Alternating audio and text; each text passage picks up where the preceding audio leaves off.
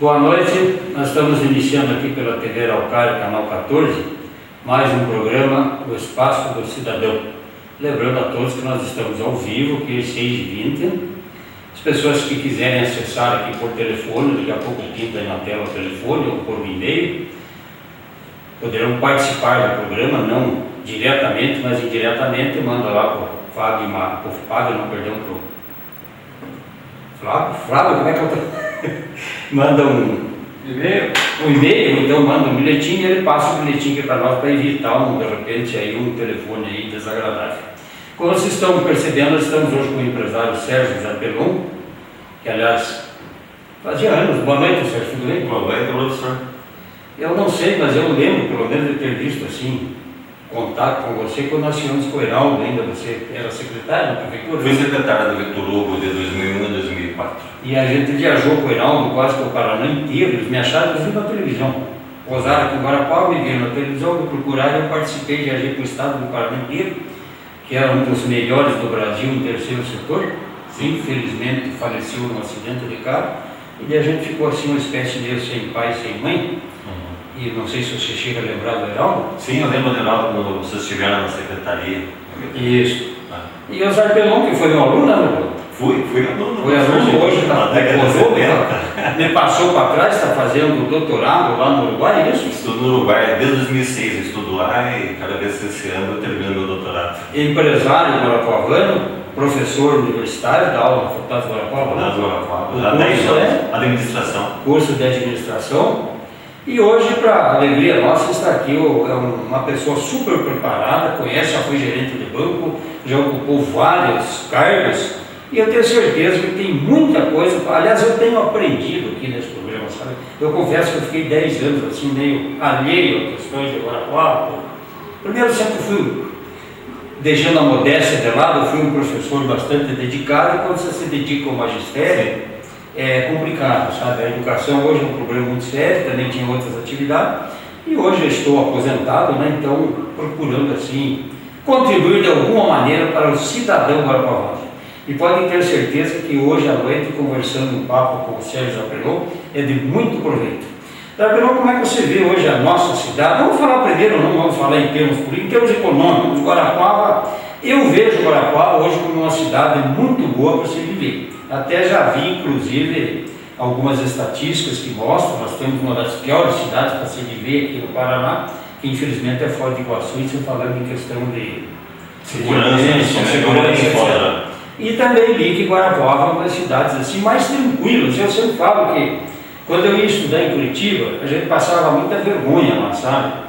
Isso, meados do século passado, né? E eles falavam, você cuida que chegaram os bandidos de Guarapuava. Hoje, que me perdoe os curitibanos, mas os bandidos estão lá. A bandidagem está lá. Como é que você vê hoje a cidade de Guarapuava? Vamos falar em termos econômicos. Você tem liberdade para falar o que você... Pode ter certeza que vai ser muito proveitoso o programa. Ok, professor Chiquinho, primeiramente, antes de qualquer coisa, eu quero agradecer o convite, né, para essa oportunidade de nós conversarmos alguma coisa sobre Guarapuava. E, em segundo lugar, cumprimentar o professor por ter voltado à TV Araucária, a trazer essa contribuição, que Guarapuava está muito carente, e a gente percebe isso, porque eu acompanho as TVs a cabo, até as rádios, e realmente as TVs a cabo de Guarapuava estão devendo um programa aí que pudesse trazer as pessoas para discutir Guarapuava. E eu já assisti alguns programas seus aí esses últimos dias e estou percebendo, até pelas pessoas que estão vindo contribuir para esse debate e discutir Guarapuava com responsabilidade, né? Até porque, em primeiro lugar, eu estou aqui como cidadão, já resido em Guarapuava desde 1970, né? Pago imposto aqui, tenho título eleitoral aqui em Guarapuava, sou voluntário desde 1986 aqui na comunidade, desde 90 participo da Associação Comercial, portanto há 22 anos já tive todos os cargos lá, fui presidente da entidade de 96 até 2000 e hoje sou conselheiro da Associação Comercial, que é uma das principais entidades do Paraná e respeitada muito no Paraná, é uma referência no Paraná.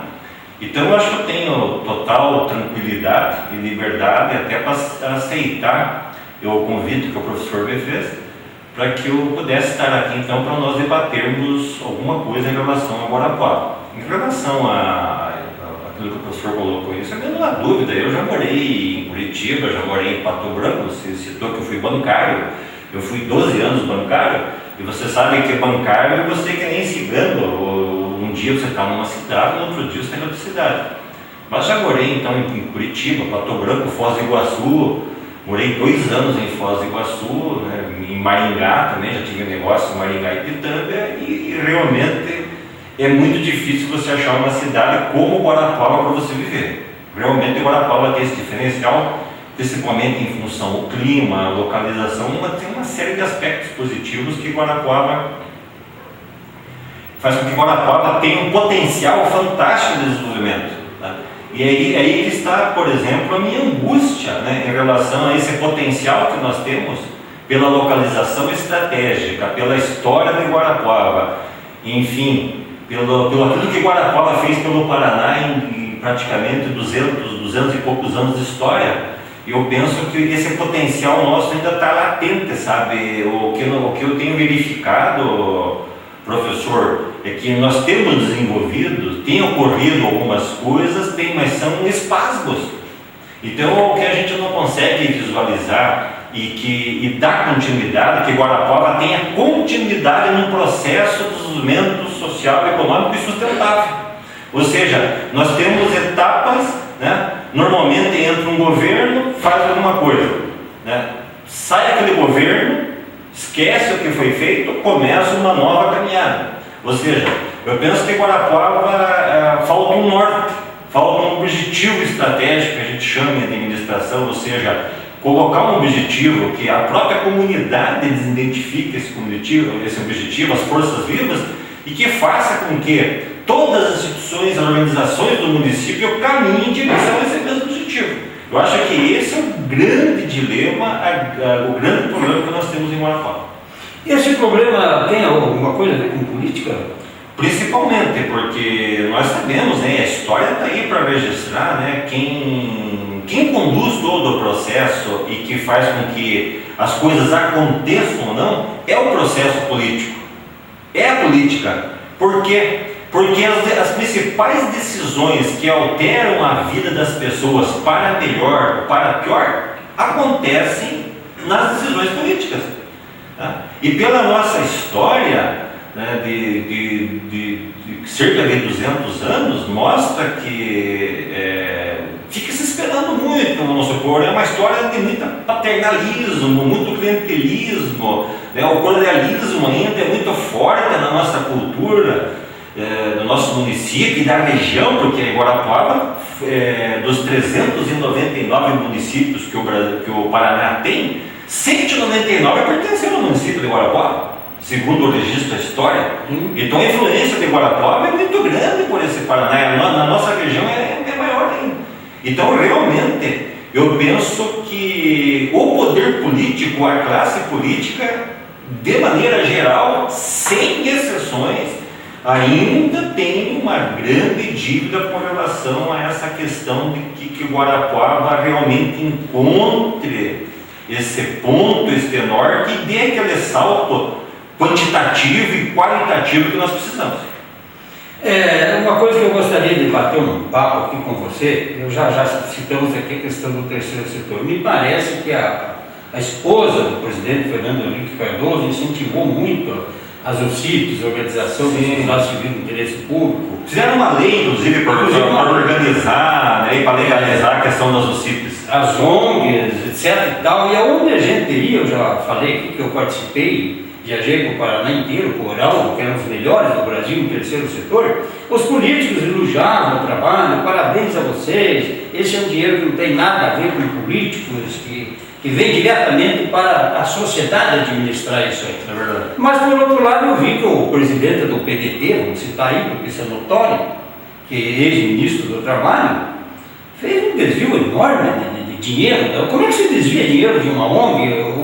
Como é que funciona esse esquema aí de corrupção, inclusive nas ONGs? Você que eu sei que está por dentro disso aí. Na verdade, professor, estão usando as ONGs? Estamos usando. Nós temos que separar o joio do trigo. O que nós tínhamos até a década de 90? Né? nós temos aquelas ONGs tradicionais, até para a gente separar o joio do trigo, porque quando você pega uma PAI, umas associações comerciais, os clubes de serviço, aquelas entidades tradicionais que nós conhecemos no Brasil, que prestam um serviço valoroso, não tem o que discutir. Essas são as verdadeiras ONGs. Né? O que surgiu, principalmente a partir daquela lei que criou os CIPs, em função da lei de responsabilidade fiscal e também em função da lei 866, que trata das licitações, que brecha que descobriram nessa lei das ONGs, das chamadas OCIPs, começou a se criar as pilantrongues. Eu não chamo de ONGs, eu chamo de pilantrongues, ou seja, ONGs que foram criadas para roubarem, para desviarem dinheiros públicos. Ou seja, pega recursos do FAT, do FAT, que é o Fundo de Amparo ao Trabalhador. Criam-se ONGs, né, em várias regiões ou numa região, e o governo federal simplesmente repassa, ou provavelmente repassa esse dinheiro para essas ONGs administrarem, por exemplo, curso de qualificação de mão de obra. Agora, eu pergunto, por que não vem esse dinheiro para a associação comercial, que tem quase em todos os municípios, para a CDL, que tem em muitos municípios, para entidades como a PAI ou outras entidades que tem em Guarapuava? Em Guarapuava tem dezenas de entidades sérias.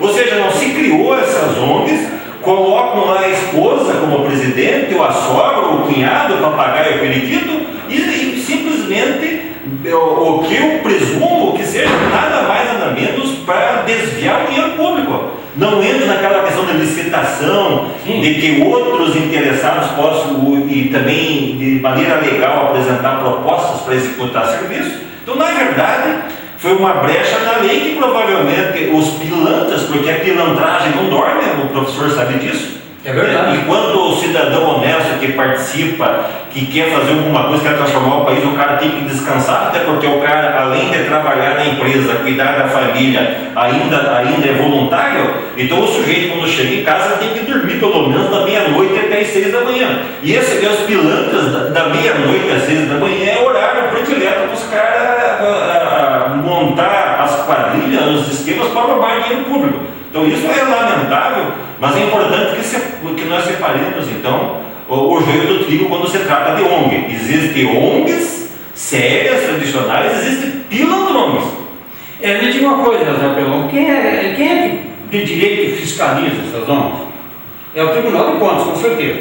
Sim. E por que eles não fiscalizam? Veja bem, ou tem mais alguma entidade que possa fiscalizar? Eu particularmente, eu acho que nós estamos tendo uma crise de autoridade no meu país já faz muito tempo. Com certeza. Não há fiscalização. Onde é que há fiscalização? Você sai do trânsito aqui, você vê guarda. Exatamente. Você não vê guarda em lugar nenhum, vê em outro lugar. Você vê a polícia militar, você não vê fiscalização. Hoje o sujeito sabe que ele vai aprontar, porque a probabilidade de ele ser pego é muito pequena. Né? E quando é pego, você sai na rua, aqui na esquina, motoqueiro ultrapassando a 80 por hora, 70 por hora, motoqueiro ultrapassando pela direita, você vai daqui a Curitiba, você não vê um guarda na estrada. Ou seja, o Brasil tem uma crise de autoridade. O sujeito invade fazenda, como nós teve o Abril Vermelho aí, do MST, ou seja, o pessoal de pirola, invade espaço público, que é o espaço do cidadão, né, para ser invadido. E matam, inclusive. Invadem áreas de pesquisa, como nós temos visto. Então, nós temos, na verdade, uma crise de autoridade. Até a impressão que se dá é que a própria autoridade perdeu a autoridade, porque é tanto escândalo, né, em todos os níveis de governo da sociedade, que eu penso que a autoridade perdeu a autoridade. Então nós temos tido alguns espaços da autoridade. Nós temos um promotor aqui em Guarapuava que agora acabou finalmente com o absurdo do barulho, que até um tempo atrás aqui o sujeito deitava e rolava na sua residência, ou no clube, ou na rua, e ninguém fazia nada. Ou seja, então nós temos algumas luzes no final do túnel que podem fazer com que a sociedade ainda acredite em alguma coisa quando se trata de autoridades, de fiscalização, etc. Mas eu penso que cabe às autoridades resgatarem tentarem, assim como os políticos, resgatarem a confiança do cidadão e do eleitor e não ao contrário.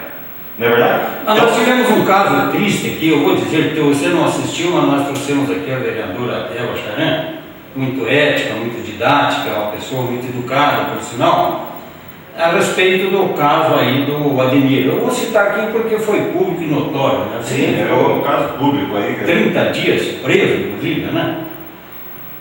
Como é que se vê a omissão da Câmara? Porque eu sempre digo aqui, pelo menos se é que não mudou a lei, só quem pode caçar o vereador são a Câmara de Vereadores, não é isso? É a independência dos três poderes. Você não acha que houve omissão da Câmara nesse caso do Ademir? Eu não ouvi, pelo menos, nenhuma manifestação de nenhum vereador, de nem... Aliás, o presidente da Câmara era ele, né?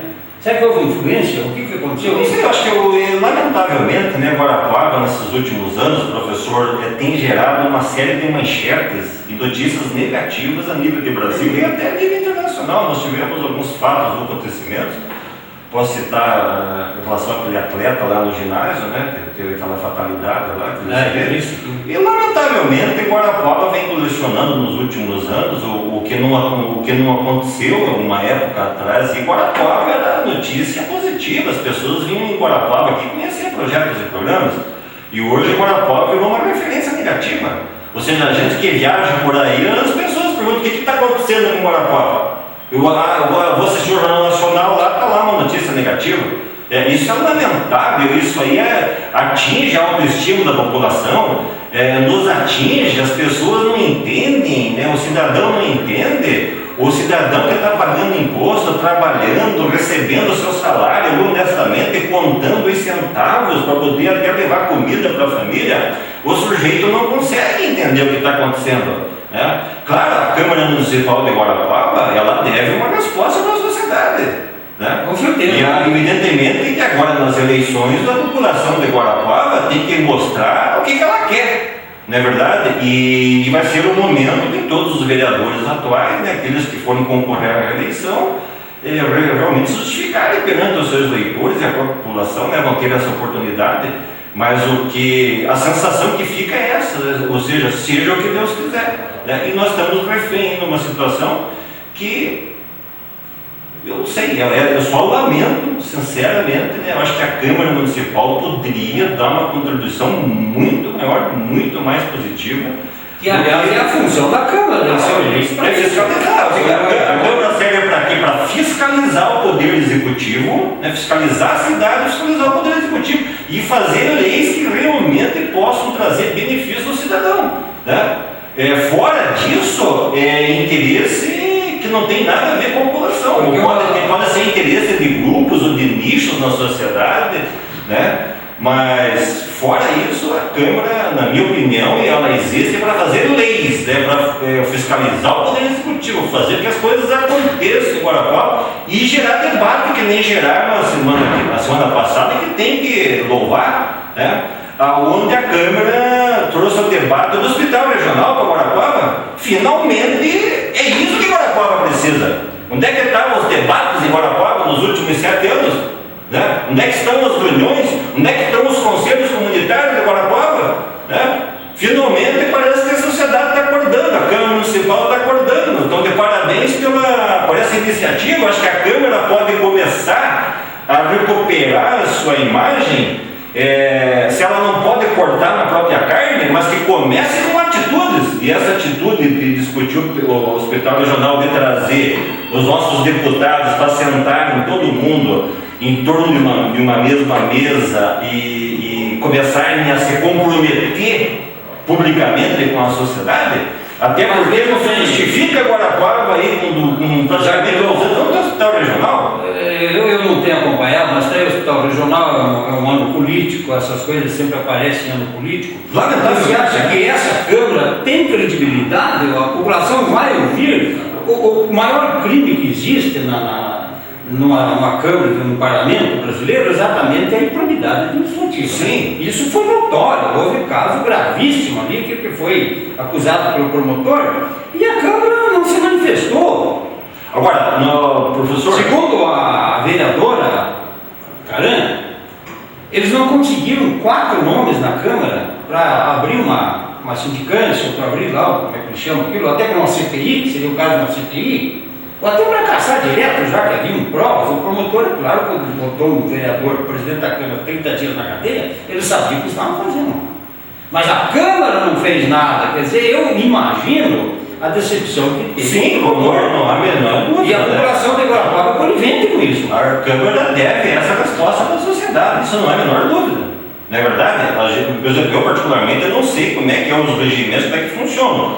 Todo cidadão, até porque como nós estamos no Estado de Direito, todas as pessoas que foram acusadas têm o direito de se defenderem. Agora, que existe um regimento interno, com certeza existe. Eu não conheço esse regimento. Agora, que a Câmara Municipal de Guarapuava deve uma resposta para Guarapuava, isso ninguém tem dúvida. Né? Segundo o que disse. Agora, de qualquer maneira, é uma instituição que está lá, na verdade, e que representa o Poder Legislativo, né? E que termina até o final desse ano. Então, tem que aprovar o ficha limpa lá. Tem que funcionar até o final do ano. Aprovar o ficha limpa, mas na hora que eles tinham que decidir, que mostrar que vieram, usando um termo bem banal, que é amarelada, né? E segundo a vereadora, houve até pressões, como é que se diz, ameaças para que não colocasse em jogo o nome da instituição.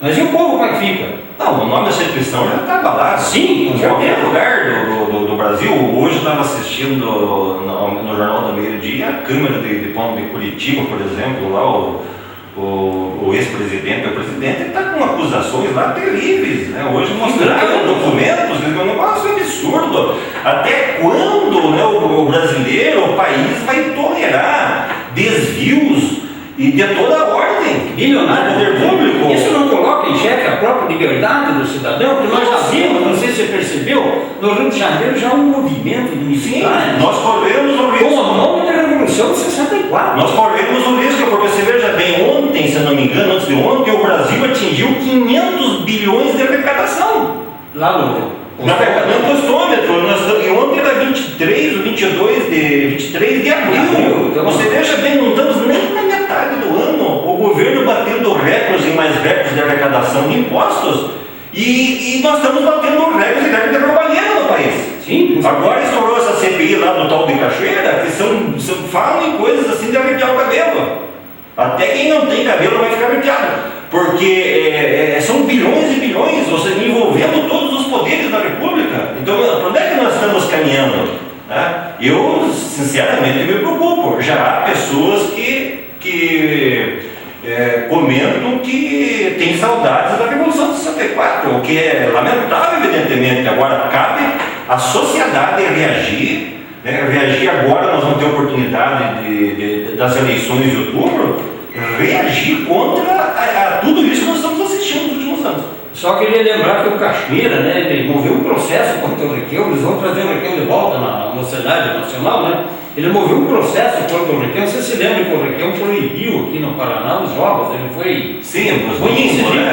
E existe um processo contra o Requião por querer acabar com o jogo. Mas esse é um paradoxo no Brasil. O sujeito que quer defender o Estado de Direito, defender, vamos pôr a lei e colocar a ordem na casa, o sujeito como se diz, chamado na justiça. É lamentável. Maria de Lourdes Machado, aqui é um telefonema que chegou aqui.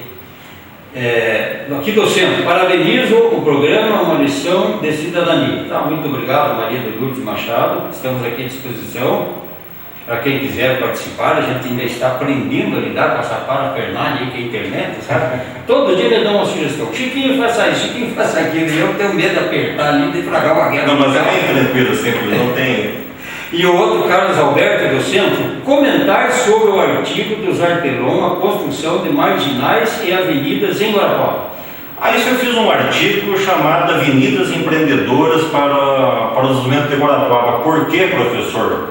A última avenida que foi construída em Guarapuava tem mais de 30 anos, ou mais. Passou do lado da minha casa. Que foi a avenida aqui no Manuel Ribas, que foi até o Parque da Exposição. Quando eu vim morar ali naquela região, era tudo banhado, não é verdade? Acho que foi o seu Nivaldo, que veio depois o Candinho e tal. E o que acontece? E pela minha experiência em viagens, eu já conheço o Paraná há tantos anos e morei. Essas grandes cidades do Paraná, Maringá, Londrina, Cianorte, Moarama, Foz do Iguaçu, que eu fui na época de Itaipu, né? Foz do Iguaçu tinha 55 mil habitantes e passou para 150 mil habitantes. Foz do Iguaçu eles rasgaram avenidas, tá? Que não tinha nem árvore, mas avenidas com infraestrutura, com calçadas para o cidadão ou passeio não torcer o pé, não é verdade? Com iluminação, né? Ou seja, essas grandes cidades, o sujeito não pisava no bar e não comia pera. Por quê? Porque abriam avenidas com infraestrutura. Entende? Nós temos um potencial aqui em Guarapuava que é fantástico. Qual é a avenida com A maiúsculo que nós temos? É somente a Avenida Manuel Ribas, que é a entrada de Guarapuava, que é cuidada até por ser uma avenida de entrada. Daí nós temos a 415 aqui, que está virando um ruão. Ou seja, poderia ser uma avenida até o do 2000, até BR-277. Nós temos a avenida aqui da faculdade para Interrios, que é uma vergonha essa saída ali, que o sul do Brasil que entra em Guarapuava, entra aqui pelo Boqueirão, não é vergonha essa entrada ali. Aquela saída pela Avenida Cascavel, a Avenida Moacir Silvestre, lá também é uma vergonha, poderia ser uma avenida. Ou seja, Guarapuava tinha que pensar e rasgar essas avenidas com infraestrutura, com asfalto, com colocar essas ciclovias no meio dessas avenidas, não é verdade? Com calçadas ou passeio para as pessoas caminharem, com iluminação decente, não é verdade? As marginais, agora foi feito 1,5 km de marginal aqui, e ainda a rodovia do pedágio coloca lá 1,5 km. Guarapuava precisa de 15 km. A travessia de Guarapuava é 15 quilômetros, lá da Agrária até o Alto da 15, aquela saída do Alto da 15 são 15 quilômetros. Guarapuava precisa 15 quilômetros de pista dupla e de marginais dos dois lados. Porque se fizer isso, professor, o empreendedor vem atrás, o investidor vem atrás. Ou seja, tem que dar essa sinalização, porque se você for na BR-277, por exemplo, é uma brincadeira. Agora que começa a aparecer algumas lojas, alguns equipamentos, inaugurando algumas lojas bonitas lá, que estão começando a chamar a atenção da BR-277. Viu que maravilha que foi essa duplicação aqui no Guaracá 2 ali, até o CDI e mais a Marginal? Você veja que já está mudando a cara. É que nem aconteceu aqui na Rua Saldanha Marinho. O que era a Rua Saldanha Marinho? Essas 5 quadras, que eram as quadras coloridas, que agora foi pintada de preto. Quando houve a troca de prefeito, pintaram as quadras coloridas da Saldanha Marinho, que era uma referência, pintaram de preto. Ou seja, Guarapuava precisa avançar. Eu fiz esse artigo justamente para dar essa contribuição, que agora nós vamos ter campanhas eleitorais, a campanha eleitoral, que os candidatos vêm, né, na tela da TV, dizer que tipo de compromisso querem com Guarapuava, que ideias eles têm para desenvolver em Guarapuava. Nós vamos ficar esperando, que nem Cascavel, que o pessoal gosta de comparar Cascavel, quando o Requião duplicou Cascavel até Toledo, já saiu a duplicação de Cascavel para Toledo com marginais, e Cascavel conseguiu 25 milhões de reais a fundo perdido para fazer isso. E nós? Como é que fica a nossa BR-277, a nossa duplicação e as nossas marginais? Vamos esperar o quê? Mais 10, 20, 30 anos? É uma outra coisa que é complicado você entrar aí, mas nada contra os meus vizinhos no quartel no Guarapuava. Se eu não me falha ali, são 40 hectares que tem no centro da cidade. É um vazio ali, ó. Eu acho que isso aqui é uma questão política que teria que ser decidido.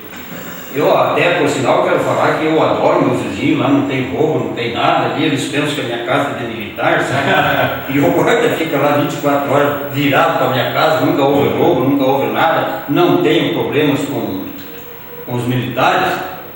Mas aquilo, a questão ali, como é que fica? Aquilo é uma questão para você resolver. É política, o deputado federal tinha que resolver diretamente com o Ministério da Defesa. Mas seria aquele vazio em Guarapuava ali, não seria o caso ali, não tem nada contra os militares. Estou falando em termos de. Fica um vazio. São 40 hectares ali que liga lá do BR-277. Isso é um problema político? Como é que vai para aquela área ser povoada ali? Fazer avenidas, criar uma Guarapuava nova, ou criar um Maringá novo, não podia ser criado uma Guarapuava nova ali? Não é falta de político aí que tenha. Na verdade, é falta de. O único que falou isso foi o Guaraci, que disse que se ele fosse eleito presidente. O Guaraci tem. Não, veja, mas nós sabemos que ali não é muito simples, é questão de uma negociação, é claro, ninguém vai chegar a expulsar o quartel ali, né?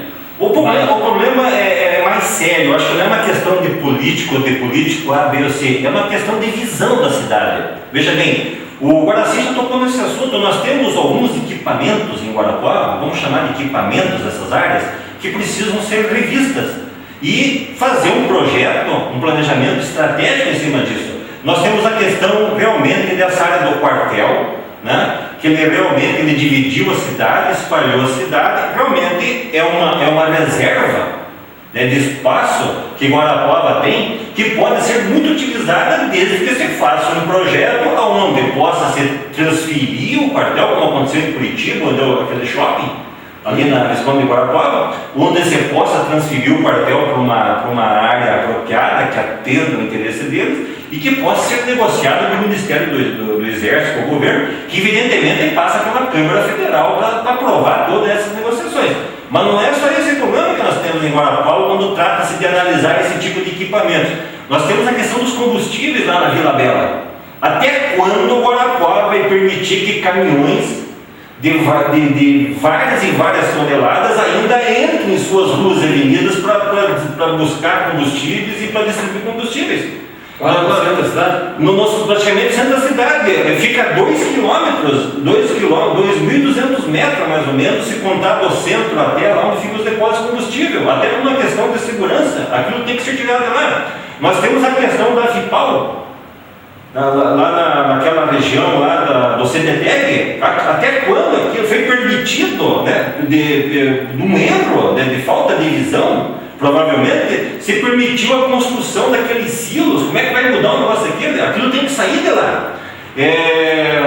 Esses dias estavam caminhões e mais caminhões ali atrapalhando, detonando os asfaltos, porque esses asfaltos de Guarapuava não estão preparados para receber caminhões de sei lá quantas toneladas, 20, 30, sei lá, até 40 toneladas. Ou seja, a cidade, as ruas não aguentam isso.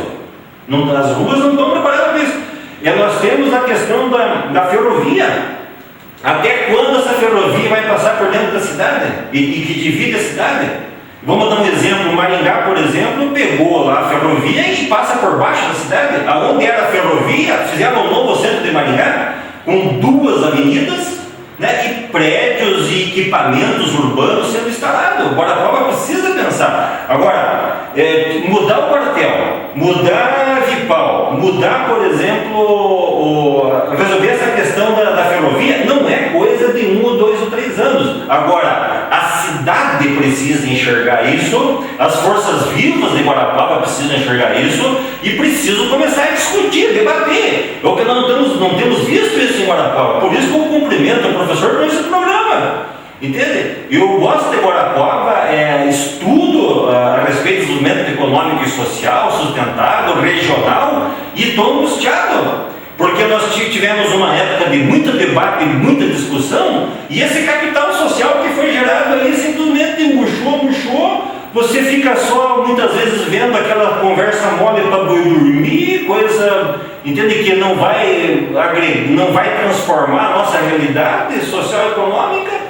Infelizmente agora nós temos essa oportunidade, esse canal aqui, que a gente possa até às vezes desabafar. Eu só queria citar que a vontade política é fundamental nisso.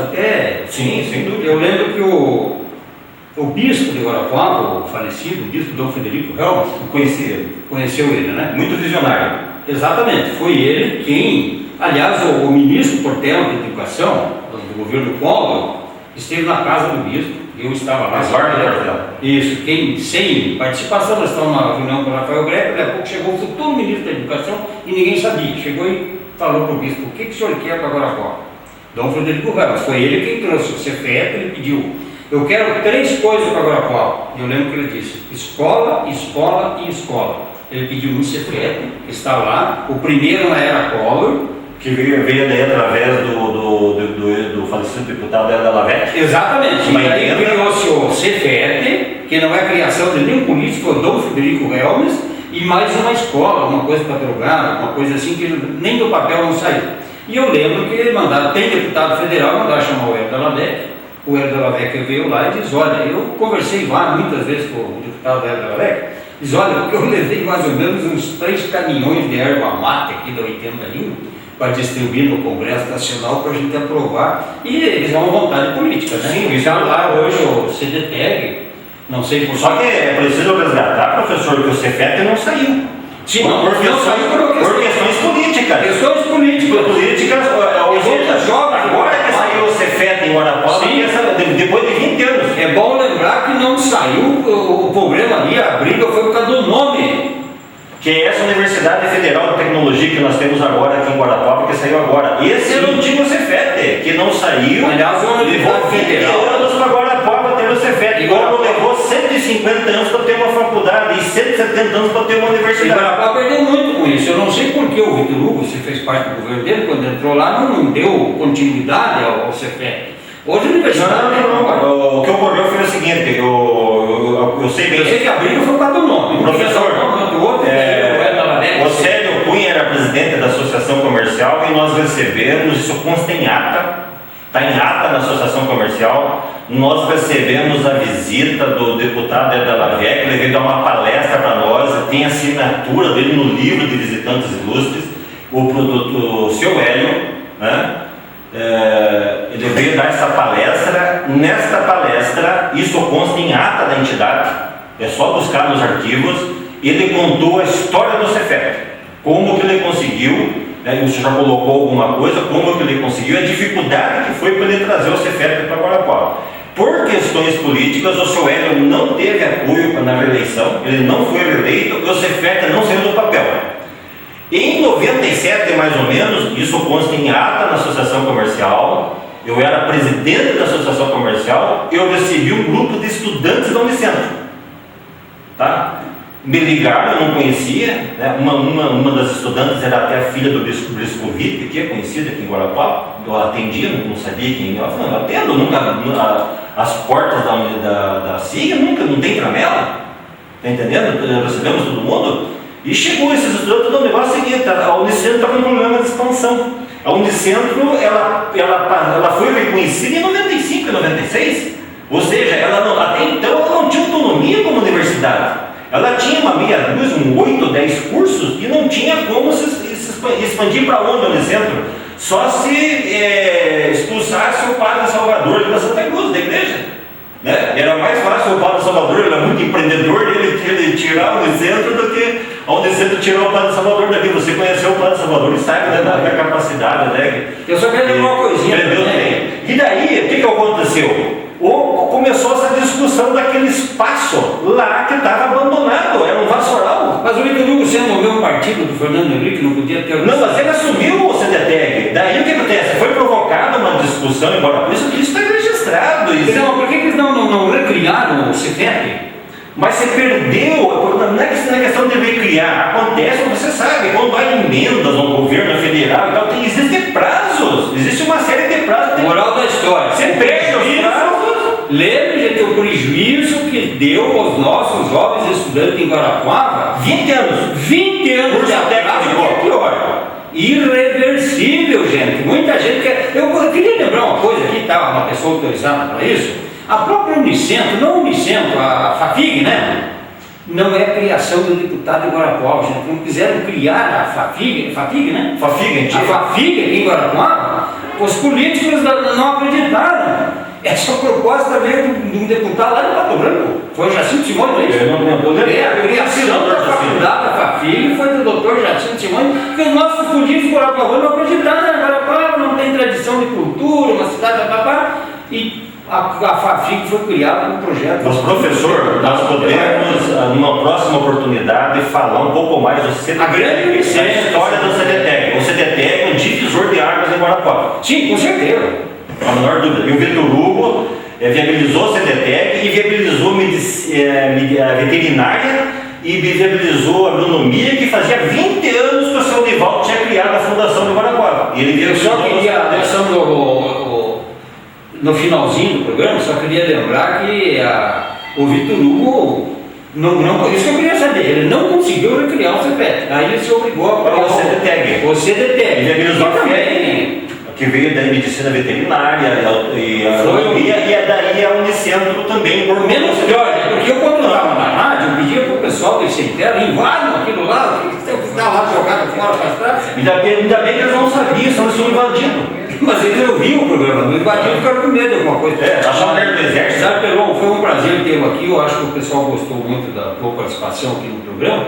Quero lembrar que nós vamos convidar todos os candidatos, os pré-candidatos a prefeito, nós vamos ter aqui o Jauri, não vai poder vir ao vivo, o Jauri já me disse que ele tem a coincidência que ele grava um programa neste horário, então a gente vai abrir uma exceção aí e vamos tentar fazer um programa gravado e depois passa neste horário. Vamos conversar com a direção da TV Araucária para ver se é possível.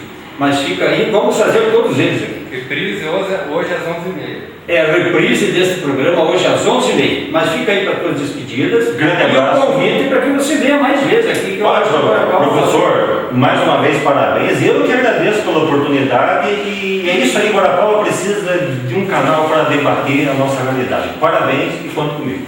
Muito obrigado, boa noite a todos.